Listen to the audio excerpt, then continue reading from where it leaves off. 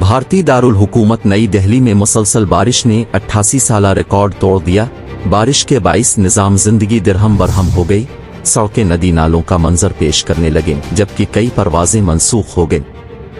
Indian media के मुताबिक नई दिल्ली में गुज़िश्ता 24 घंटों में 228.1 मिलीमीटर बारिश रिकॉर्ड की गई है, जो दारुल हुकूमत में जून के महीने में रिकॉर्ड की गई सबसे ज्यादा बारिश में से एक है। नई दिल्ली में 24 घंटों में अब तक की सबसे ज्यादा बारिश 28 जून 1936 को 235.5 मिलीमीटर रिकॉर्ड की गई थी।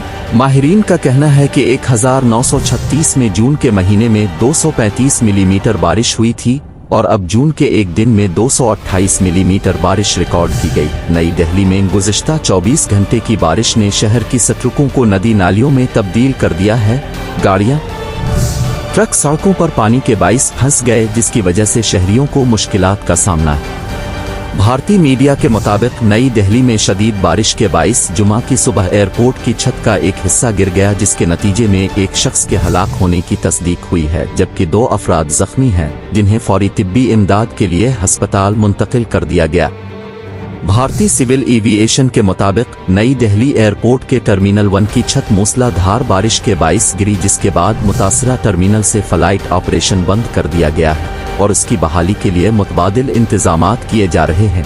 एविएशन हुक्काम के मुताबिक हादसे के बाद टर्मिनल 1 पर 16 परवाजों की रवानगी और 12 की आमद थी, जिसे मनसूख कर दिया गया है। याद रहे कि भारतीय दारुल हुकूमत गुज़िश्ता चंद माह से शदीद गर्मी और हेट स्ट्रोक की लपेट में है और गर्मी के बाइस नई दिल्ली में बहुत सी अमवात भी हुई।